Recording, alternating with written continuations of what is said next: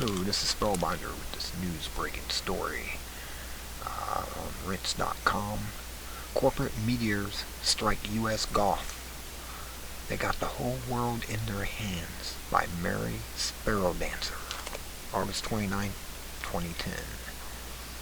This is a very good article, and I'm going to just briefly go over it. It's too long to read. But according to this, perhaps the British Petroleum and Nalco event was the wake-up call we needed in order to look more closely at untouchable corporations that began running the whole world 100 years ago.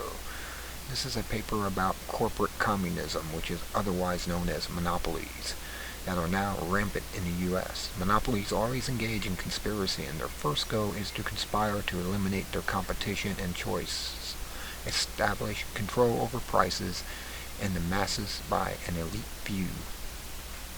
The April 20th, 2010 BP oil catastrophe in America's Gulf can be described as a monumental corporate conspiracy. BP was permitted by cronies to dig a hole to China off Louisiana's shore without safety measures or concern for the Gulf's marine ecosystem. Rather than immediately corking its gusher, BP quickly tapped a relatively unheard of company named Nalco on the shoulder for millions of gallons of its toxic co-exit dispersant. BP began adding the co-exit to the oil-ravaged Gulf on April 23rd and thumbed its nose at the U.S. government when it suggested that something less toxic and more effective than co-exit be used. Co-exit does not correct anything, as its corporately cute name implies. It makes the oil less visible on the surface, but making something less visible has never been a way to correct anything or change what needs to be changed. In addition, the containers holding co-exit carry a substantial warning about coming into contact with it or inhaling its vapors. Many of those who came in contact with the oil and the birth of co-exit used while trying to clean up the Exxon Valdez catastrophe remained sickened for years. Actually, about 90% of those people are dead. They died around 52 years of age, every one of them around 50 to 52. Do your research, Google Exxon Valdez oil spill and survivors or cleanup crews, and you'll see they're almost all dead, except maybe 2 or 3 of them out of the, 40, 50 they had working. Let's see, I'm going to move on down to what the warning on these dispersants are. Here is skin contact. Can cause moderate irritation, harmful if absorbed through the skin. Ingestion may be harmful if swallowed, may cause liver and kidney effects and or damage. There may be irritation in the gastrointestinal tract. Inhalation, harmful if inhaled. Repeated or prolonged exposure may irritate the respiratory tract. Symptoms of exposure: acute. Excessive exposure may cause central nervous system effects, nausea, vomiting, anesthetic and narcotic effects.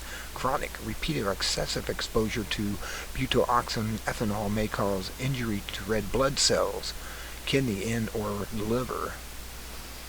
Aggression of existing conditions. Skin contact may aggravate an existing dermatitis condition. Human health hazard. Chronic. Contains ethyl glucanol monobutyl ether or butyroxyethanol. Prolonged and or repeated exposure through inhalation or extensive skin contact with EGBE may result in damage to the blood and kidneys. And it says it is possible that while no trace of co-exit might be found in the dead marine life, the marine life is dying from the effects of depleted oxygen levels caused by the oil and dispersants, or dying from organ damage caused by the chemicals that have already passed through their systems, damaging organs on the way out. However, according to Nalco's co-exit EC9500A, the version of co-exit that was primarily used in the Gulf on the safety data sheet, the toxicological information states no toxicity studies have been conducted on this product. This means another chemical experiment was in progress. See, they're running experiments on us. This is about the co-exit. Now I'm going to get down here to where the fluoride is, and you'll get to know exactly what you're drinking in your city water. This is a pretty long article, and it's real good. I'm going to leave a link in my description for you to be able to bring this up and download it or print it out. Let me go on down here because it's the Omega Protein Corporation, depending on their fleet's use of spotter planes. And let's see, Mother Jones filter feeders. All I talked about here, much of the phytoplankton consumed by menhaden consists of algae. Excessive nitrogen can make algae grow out of control, and that's what happens when vast quantities of nitrogen flood into the inshore waters from runoff fed by paved surfaces, roofs, and wastewater, over-fertilized golf courses and suburban lawns. And, it absorbs the oxygen from the water and leaves dead zones that expand year by year. Let's see. This is a big article. As you can see, I'm getting down to it now. The Monsanto Company is one of the largest phosphate fertilizer mining operations on Earth. From its phosphate fertilizer, Monsanto then scrubs, removes, and captures toxic fluorides along with other pollutants and radioactive waste found in phosphate rock that has no use by the fertilizer industry. This gaseous slurry contains fluoride, and then this slurry contains fluoride. It's then distributed and sold throughout North America, largely by the Lucier Company. It's sold to our municipal waterworks companies to be used as water fluoridation, which is another chemical experiment. The production of water fluoridation from phosphate fertilizer waste materials is a highly profitable, very dependable, but relatively unknown branch of the phosphate fertilizer industry. Common sense will lead one to understand why this profitable and ever-expanding operation throughout the U.S. is not openly, proudly advertised. Many people are now aware of and opposed to the fluoridation lie, but have no voice. Further investigation of why Monsanto is keeping quiet reveals another chemical experiment now conducted on 70% of the U.S. who have no choice but to submit to their tap water. An article written by George Glasser, who is a respected investigative environmental journalist, further explains, although the slurry used in water fluoridation is referred to as fluoride, it is actually much more. The product is not fluorine or fluoride as proponents state. Mr. Glasser writes, it's a pollution concentrate. Fluorine, only one captured pollutant comprising of 19% to 23% of the total product. Mr. Glasser writes, includes in the concentration making up the remaining percentage is whatever else that is not desired by the fertilizer industry, including polonium and other deadly agents. The municipal waterwork folks have been led to believe that fluorides became something suddenly needed by the human body after the atomic bomb era, when fluoride waste became ubiquitous with the U.S. and municipalities then added this slurry into their drinking water, or our drinking water. Various officials claim that we all need to drink this chemical to prevent cavities in our teeth, whether we want to or not, or whether we even have teeth that are as useless, therefore toothless, as many optimally fluoridated people of Kentucky now are. The people of Kentucky have been optimally fluoridated at almost 100% for a long time. They have won government rewards for being optimally fluoridated, but those award-winning folks now have one of the highest rates of dental cavities and toothlessness in the U.S., perhaps because fluoride is known to cause exorbitant periodontal disease.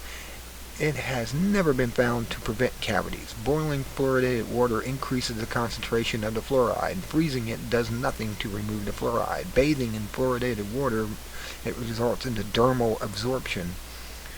It is unknown whether the municipal waterworks officials perform their own assays on each new shipment of pollutants they purchase from the phosphate fertilizer industry and distributors. Assays would be the only way to determine what else addition to fluoride, including polonium, is in the tank before disposing of it on behalf of the fertilizer industry into our drinking water. Each shipment contains a unique percentage of pollutants and levels of radioactivity. Remember that radioactivity, must be good for us.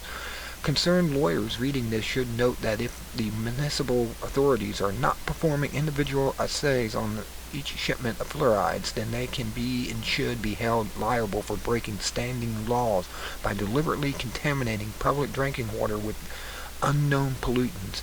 This is now classified as an act of terrorism. It should also be known that testing should not be done by common ion-specific electrodes and only detect the presence of fluoride, but cannot accurately report the elevated levels. The far more sophisticated test is forensic ion chromatography, which gives accurate reading levels of fluoride. At this time, therefore, it is doubtful that most know what level of fluoride waste is being placed in our drinking water or how much is coming out of our taps. Unlike other chemical pharmaceuticals, no physician will ever check the public citizen who is drinking deliberately contaminated water to see whether he or she is having any detrimental allergic reactions to their fluoride treatment, because professional follow-up services were never part of the National Fluoride Treatment Plan. The individuals and entire households never really receive a prescription for their lifelong daily dosing of fluoride in the first place. No physician would prescribe a lifelong chemical pharmaceutical medication and then have no medical follow-up plans to make sure that the patient was doing well on their medication. See, you're being medicated by these poisons they're giving you in your drinking water in the major cities. I'd stop drinking the water immediately if I was you, and go to something else. Good filtration systems do exist and should be bought immediately. I don't know what you're going to do about showering, because it absorbs through the skin too. I mean, this is, I'm just going through this now. I'm getting near end time here. But I'm just telling you, declining IQ, I mean, you just don't understand. They're dumbing you down, so you're more susceptible. Along with their flicker rates on the TV, I guess between the two, they can actually control and manipulate your thinking and make you believe anything they want you to. I mean, this is pretty bad when these corporations are able to dump toxic waste into your water, and then they're able to use stuff like Coexit to try to cover up the oil spill instead of clean it up. I mean, look at it. In 2006, BP announced that it was forming a partnership with DuPont in order to create new biofuels. Yes, when all you have to do is grow hemp, and you can have all the fuel you want. But DuPont and the oil companies were the ones that got marijuana and hemp removed legally to be used in our country, which used to be the staple of this country. It's no longer a staple of this country anymore. Oh yeah, and what they're putting in your milk, so your little girls are hitting puberty at 7 and 8 years old, look like they got full breast by the time they're 9 and 10. I mean, yeah, that's that dairy additive to make the cows make more milk. It's a growth hormone. By Eli Lilly in 2008, perhaps that Monsanto was giving up on its long battle trying to convince consumer that engineered dairy was identical to non-RBST dairy. Anyways, literally, the public wasn't buying it. And this goes on down here. This tells about the journalist. Here's her references that you can look at. All these websites. You can go and do your own research and homework on this. I mean, it's pretty damning information that we've been lied to for years and years and years, and they don't tell you this. You think the mainstream media, who's bought and paid for by the very companies putting the poisons out, are going to tell you? We're nothing but vermin to these elitists. We're here to make them a profit while we're around, and then to be killed off by eugenics. That's it. Oh well, I'm going to leave it here for you. I'm going to put a link to this article in my description, like I said, and you can find this for yourself. Like I said, always keep doing your research. You'll always be amazed at what they're trying to do to the public in large, and how they're trying to get rid of 90% of us. Until next time, this is Spellbinder. Be good at it. Have a good day, if you can.